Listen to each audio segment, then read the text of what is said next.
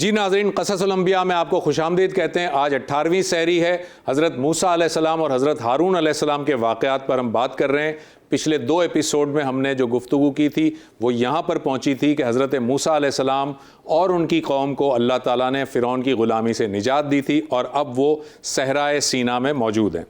یہاں پر آ کر اللہ تعالیٰ نے حضرت موسیٰ علیہ السلام سے یہ فرمایا کہ آپ کوہ طور پر تشریف لے آئیے 30 دنوں کے لیے۔ چنانچہ حضرت موسیٰ علیہ السلام نے اپنی قوم کو اپنے بھائی حضرت ہارون علیہ السلام کے حوالے کیا اور ہارون علیہ السلام سے یہ کہا کہ میرے بعد میری قوم کا خیال رکھنا اور میں کوہ طور پر جا رہا ہوں۔ اللہ تعالیٰ نے حضرت موسیٰ علیہ السلام کو کوہ طور پر جب بلایا تو وہاں پر آپ کو اللہ تعالیٰ نے آپ کے ساتھ خطاب کیا، اللہ تعالیٰ نے آپ کے ساتھ مکالمہ کیا، اور اس وقت حضرت موسیٰ علیہ السلام نے اللہ تعالیٰ سے درخواست کی کہ یا اللہ میں تیرا دیدار کرنا چاہتا ہوں۔ اللہ تعالیٰ نے یہ فرمایا کہ تم میرا دیدار نہیں کر سکتے، مگر حضرت موسیٰ علیہ السلام کی ضد تھی، لہٰذا اللہ تعالیٰ نے کہا کہ فلاں پہاڑ پہ دیکھو، اس پر میری تجلی ہوگی، اگر وہ اپنی جگہ پر قائم رہا تو تم میرا دیدار کر پاؤ گے۔ اب ہوا یہ کہ اللہ تعالیٰ نے اس پہاڑ پر تجلی کی اور وہ پہاڑ اللہ تعالیٰ کی تجلی پر ریزہ ریزہ ہو گیا، اور یہ منظر حضرت موسیٰ علیہ السلام دیکھ کر بے ہوش ہو گئے۔ اور جب آپ کو ہوش آیا تو آپ کو اندازہ ہوا کہ اللہ تعالیٰ کا دیدار نہیں کیا جا سکتا۔ اس کے بعد اللہ تعالیٰ نے حضرت موسیٰ علیہ السلام کو تورات کے کچھ احکامات دیے اور ایک تختی دی جس میں ریٹن احکامات موجود تھے، اور وہ ریٹن احکامات جو ہے وہ 10 کمانڈمنٹس کہلاتے ہیں، یعنی 10 احکامات کہلاتے ہیں۔ یہ 10 احکامات پر لکھی ہوئی پتھر پہ جو تختی تھی اس میں سارے احکامات لکھے ہوئے تھے۔ یہ اللہ تعالیٰ نے حضرت موسیٰ علیہ السلام کو عنایت فرمائی۔ دوسری جانب ہم دیکھتے ہیں کہ وہ قوم جو کہ حضرت ہارون علیہ السلام کے سپرد کی گئی تھی، اس قوم میں ایک شخص تھا جس کا نام تھا سامری۔ اس نے اپنی قوم کو ورگلایا اور ایک بچھڑا بنایا اور بچھڑے کی پوجا اور پرستش شروع کر دی۔ اب ہوا یہ کہ جب حضرت موسیٰ علیہ السلام جو وہاں پر موجود تھے، کوہ طور پر موجود تھے، اللہ تعالیٰ نے حضرت موسیٰ علیہ السلام کو سب سے پہلے تو یہ کہا کہ 30 دن کے لیے وہ آئے تھے، اللہ تعالیٰ نے ان کے 10 دن اور بڑھا دیے، اور یہ گویا کہ 40 دن تک کا ایک وزٹ تھا، ایک اعتکاف تھا جو حضرت موسیٰ علیہ السلام نے کوہ طور پر کیا۔ جب 40 دن پورے ہو گئے اور اللہ تعالیٰ نے انہیں وہ ریٹن جو احکامات تھے وہ دے دیے، تو اللہ تعالیٰ نے حضرت موسیٰ علیہ السلام سے فرمایا کہ آپ کو معلوم ہے کہ آپ کے پیچھے آپ کی قوم کیا کر رہی ہے؟ انہوں نے فرمایا کہ یا رب العالمین مجھے نہیں معلوم، اللہ ہی بہتر جانتا ہے، تو ہی بہتر جانتا ہے۔ لہٰذا اللہ تعالیٰ نے انہیں یہ فرمایا کہ آپ کے پیچھے آپ کی قوم نے بچھڑے کی پرستش شروع کر دی ہے۔ حضرت موسیٰ علیہ السلام کو بہت شدید غصہ آیا اور وہ غصے میں وہاں سے کوہ طور سے واپس آئے، اور بعض روایات میں آتا ہے کہ وہ غصے میں اتنے زیادہ تھے کہ انہوں نے وہ جو تختی تھی جس پہ 10 کمانڈمنٹس لکھی ہوئی تھیں وہ غصے میں پھینکی اور وہ تختی کے ٹکڑے ہو گئے، اور انہوں نے اپنے بھائی حضرت ہارون علیہ السلام کی داڑھی پکڑ لی اور ان سے یہ تقاضا کیا کہ تم نے میری قوم کو جو ہے وہ اس بت پرستی سے اور اس بچھڑے کی پوجا کرنے سے کیوں نہیں روکا؟ حضرت ہارون علیہ السلام نے اپنا عذر پیش کیا کہ اے میرے بھائی میری داڑھی نہ پکڑ، میں اصل میں اس لیے تھوڑا سا خوف زدہ ہو گیا تھا کہ کہیں یہ قوم فتنے میں مبتلا نہ ہو جائے، کہیں یہ آپس میں فساد نہ کر لے۔ اس کے بعد حضرت موسیٰ علیہ السلام سامری کی طرف متوجہ ہوئے اور اس کو کہا کہ تیرے لیے یہ عذاب ہے اللہ تعالیٰ کہ اب تو زندگی بھر یہ کہتا رہے گا کہ مجھے مت چھونا۔ چنانچہ اس سامری کو اللہ تعالیٰ نے ایک ایسی بیماری لگا دی کہ جب اسے کوئی چھوتا تھا تو اسے اور شدید تکلیف ہوتی تھی، لہٰذا اس نے سب سے یہ کہنا شروع کر دیا کہ مجھے مت چھونا، اور یہ کہتے کہتے وہ جنگلوں کی طرف نکل گیا اور وہیں پر مر کھپ گیا۔ اور اس کے ساتھ ساتھ جن لوگوں نے بت پرستی کی تھی حضرت موسیٰ علیہ السلام نے ان سب کو قتل کر دیا۔ یہ دراصل شرک کی سزا تھی۔ پھر اس کے بعد اللہ تعالیٰ نے حضرت موسیٰ علیہ السلام کو جو ہے وہ جو تختیاں دی تھیں ان کو کہا کہ اس کی تعلیم کریں اپنی قوم میں۔ آپ نے وہ تعلیم کرنی شروع کی تو بنی اسرائیل کے جو لوگ تھے انہوں نے یہ موسیٰ علیہ السلام سے مطالبہ کیا کہ جب تک ہمارے کچھ نمائندے اللہ تعالیٰ کو دیکھ نہ لیں یا ان سے بات نہ کر لیں تب تک ہم آپ کی بات کو نہیں تسلیم کریں گے۔ حضرت موسیٰ علیہ السلام نے اللہ تعالیٰ سے دعا کی اور اللہ تعالیٰ نے کہا موسیٰ علیہ السلام سے کہ اپنی قوم میں سے 70 منتخب کیجیے افراد اور ان سب کو کوہ طور پر لے آئیے۔ چنانچہ ایسا ہوا کہ بنی اسرائیل کے 70 لوگوں کو حضرت موسیٰ علیہ السلام نے منتخب کیا۔ یہ جو 70 افراد تھے یہ کوہ طور پر جب تشریف لے گئے تو حضرت موسیٰ علیہ السلام نے اللہ تعالیٰ سے دعا کی کہ یا اللہ یہ 70 افراد آئے ہیں، انہیں تو بتا کہ تیرا احکام تیرے کیا ہیں، تیری کیا مرضی ہے۔ جب اللہ تعالیٰ نے یہ بات بتائی تو وہ 70 افراد جو ہے انہوں نے کہا کہ ہم اللہ تعالیٰ کو دیکھنا چاہتے ہیں، جس پر کوہ طور جو ہے وہ لرز اٹھا اور وہ 70 افراد مار دیے گئے، یعنی ان کو ختم کر دیا گیا، وہ موت کے گھاٹ اتار دیے گئے۔ جب ایسا واقعہ ہوا تو حضرت موسیٰ علیہ السلام زیادہ پریشان ہوئے اور انہوں نے اللہ تعالیٰ سے درخواست کی کہ یا اللہ ان لوگوں نے جو گستاخی کی ہے اس کی سزا انہیں اس طرح سے نہ دے، کیونکہ میں اپنی قوم کی طرف جاؤں گا تو یہ 70 افراد کے بارے میں کیا بتاؤں گا۔ اللہ تعالیٰ نے ان کی دعا سن لی اور یہ 70 افراد دوبارہ جی اٹھے، دوبارہ سے اللہ تعالیٰ نے انہیں زندگی دی۔ اس کے بعد یہ اپنی قوم کی طرف پلٹے اور قوم کی طرف آ کر انہوں نے گواہی دی کہ ہاں موسیٰ علیہ السلام ٹھیک کہہ رہے ہیں، یہ اللہ کے پیغمبر ہیں اور اللہ تعالیٰ نے ہی انہیں یہ احکامات دیے ہیں۔ اس کے بعد کچھ عرصے تک یہ قوم درست رہی، لیکن پھر اس قوم کی نافرمانی اور ناشکری بڑھتی رہی اور ایک وقت ایسا آیا کہ ان کے سروں پر کوہ طور اٹھا کر معلق کر دیا گیا، یعنی پورا کا پورا پہاڑ اٹھا لیا گیا اور اس پوری قوم کے اوپر معلق کر دیا گیا، جس پر قوم خوف زدہ ہو گئی اور پھر توبہ اور استغفار کی اور اللہ تعالیٰ نے اس قوم پر سے یہ عذاب ہٹا دیا۔ اب آپ یہ دیکھیے کہ اس کے بعد دوبارہ سے جیسے کہ میں نے بتایا تھا کہ اللہ تعالیٰ چاہتا تھا کہ وہ فلسطین میں جائیں، وہاں جہاد کریں، لیکن وہ فلسطین میں جانے کو تیار نہیں تھے۔ یہ جو پکچر آپ دیکھ رہے ہیں یہ صحرا کی پکچر ہے اور اوپر شمال کی جانب دیکھیں وہ فلسطین کا علاقہ ہے جو اللہ تعالیٰ نے ان کے لیے مختص کیا تھا، لیکن چونکہ انہوں نے جہاد کرنے سے انکار کر دیا لہٰذا اللہ تعالیٰ نے ان کی قسمت میں 40 سال تک یہاں بھٹکنا لکھ دیا۔ پھر ایک چھوٹا سا اور واقعہ ہوتا ہے ناظرین، چونکہ وقت کم ہے تو اس کو میں یہاں پر پوری طرح بیان نہیں کرتا۔ ایک گائے کو ذبح کرنے کا حکم دیا گیا تھا جس میں وہ لیت و لال کر رہے تھے اور وہ یہ کہتے تھے کہ ہم گائے کون سی ذبح کریں، کیا ذبح کریں، یعنی وہ خواہ مخواہ کے آرگیومنٹس پیش کر رہے تھے، مگر اللہ تعالیٰ نے بہرحال ان سے گائے ذبح کروائی اور ان کے دلوں میں وہ بچھڑے کی جو محبت تھی وہ اس کو ختم کیا۔ ایک اور واقعہ آپ کے سامنے میں رکھنے جا رہا ہوں۔ یہاں پر آپ پکچر دیکھ رہے ہیں، اس پکچر میں آپ دیکھیے کہ ایک جگہ جہاں پہ لکھا ہے صحرائے سینا ہے جہاں پر، یا جہاں پر ڈیزرٹ سینا لکھا ہوا ہے، جہاں پر حضرت موسیٰ کی قوم رہتی تھی، اور اس کے نیچے کی طرف دیکھیں جہاں لکھا ہے کہ حضرت موسیٰ علیہ السلام اور حضرت خضر علیہ السلام کی ملاقات ہوئی۔ یہ واقعہ کچھ یوں ہے کہ ایک مرتبہ حضرت موسیٰ علیہ السلام خطبہ دے رہے تھے تو آپ کے قوم میں سے ایک شخص نے پوچھا کہ موسیٰ یہ بتائیے کہ اس دنیا میں سب سے زیادہ علم کس کے پاس ہے؟ حضرت موسیٰ علیہ السلام نے فرمایا کہ میرے پاس ہے۔ یہ بات اللہ تعالیٰ کو پسند نہیں آئی اور اللہ تعالیٰ نے حضرت موسیٰ علیہ السلام پر وحی نازل کی اور فرمایا کہ اے موسیٰ ایک اور بندہ ہے جس کے پاس آپ سے زیادہ علم ہے۔ تو آپ نے اس بندے سے ملنے کی خواہش ظاہر کی، اللہ تعالیٰ سے درخواست کی کہ میں اس بندے سے ملنا چاہتا ہوں۔ چنانچہ اللہ تعالیٰ نے یہ کہا کہ آپ ایک مچھلی لیجئے اور اسے اپنے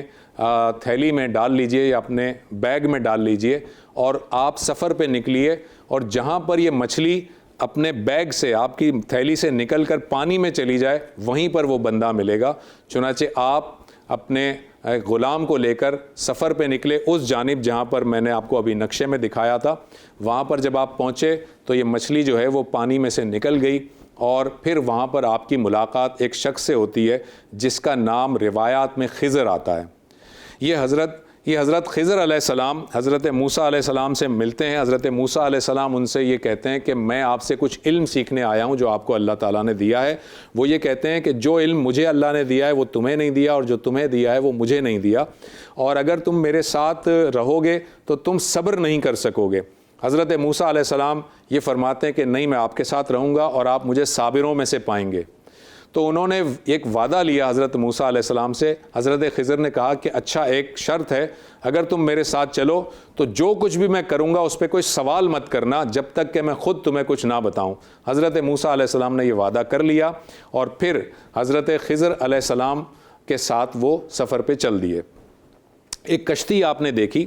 اور اس کشتی کے اندر حضرت موسیٰ علیہ السلام اور حضرت خضر علیہ السلام سوار ہو گئے۔ وہ کشتی ایک غریب شخص کی کشتی تھی۔ جیسے ہی آپ سوار ہوئے حضرت خضر علیہ السلام کشتی سے اترتے وقت انہوں نے ایک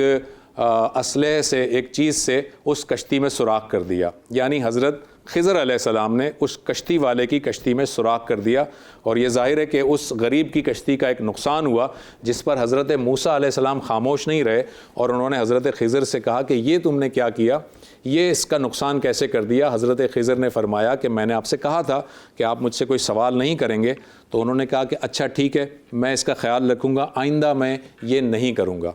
چنانچہ وہ پھر آگے چلتے ہیں، اور آگے چلتے ہیں تو کچھ بچے کھیل رہے ہوتے ہیں، اور حضرت خضر علیہ السلام ایک بچے کو بلاتے ہیں اور اسے قتل کر دیتے ہیں۔ حضرت موسیٰ علیہ السلام کو بہت شدید غصہ آتا ہے اور کہتے ہیں کہ یہ آپ نے کیا کر دیا، ایک بچے کو قتل کر دیا۔ تو حضرت خضر کہتے ہیں کہ تم نے مجھ سے کہا تھا کہ تم مجھ سے کوئی سوال نہیں کرو گے۔ تو حضرت موسیٰ علیہ السلام فرماتے ہیں کہ اچھا ٹھیک ہے، اب میں اگر آپ سے ایسا کچھ کروں تو ہم الگ ہو جائیں گے۔ چنانچہ تیسری جانب چلتے ہیں، اور حضرت خضر علیہ السلام اور حضرت موسیٰ علیہ السلام ایک بستی میں پہنچتے ہیں، اور اس بستی میں وہاں جا کر لوگوں سے کہتے ہیں کہ ہمیں اپنا مہمان بنا لو اور کچھ کھانے کے لیے دے دو۔ وہ بستی والے انہیں دھتکار دیتے ہیں، انہیں کوئی کھانا نہیں دیتے، نہ انہیں کوئی مہمان نوازی کرتے ہیں۔ اس بستی میں ایک ویران جگہ پہ یہ دونوں بیٹھے ہوتے ہیں تو دیکھتے ہیں کہ ایک دیوار سی ٹوٹی ہوئی ہے۔ حضرت خضر اٹھتے ہیں اور وہ پوری کی پوری دیوار تعمیر کر دیتے ہیں۔ تو حضرت موسیٰ کہتے ہیں کہ آپ عجیب آدمی ہیں، یہ بستی والے ہمیں کھانا نہیں دے رہے، ہمیں مہمان نوازی نہیں کر رہے، اور آپ ان کی دیوار کو بنا رہے ہیں، اگر دیوار بنانی ہی تھی تو ان سے اجرت لے لیتے۔ تو حضرت خضر نے فرمایا کہ اب ہمارا اور تمہارا یہاں پر جدا ہونے کا وقت آ گیا، کیونکہ تم نے وعدے کی خلاف ورزی کی۔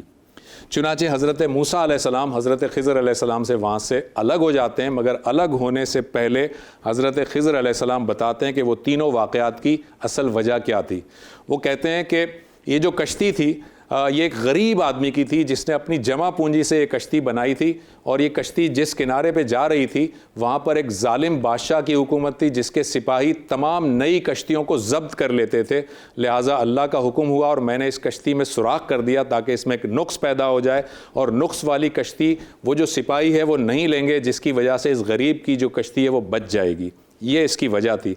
اس بچے کو جو میں نے قتل کیا اس میں مجھے اندیشہ تھا کہ یہ بچہ جو ہے وہ بہت سرکش ہوگا، بہت نافرمان ہوگا، اس کے والدین بہت صالح ہیں، اللہ کے فرما بردار ہیں، اور اس بچے کی وجہ سے وہ آزمائش میں پڑ جائیں گے اور اس کی وجہ سے ان کی آزمائش بڑھ جائے گی، لہٰذا میں نے اسے قتل کر دیا اور اللہ تعالیٰ انہیں دوسری اولاد عطا کرے گا۔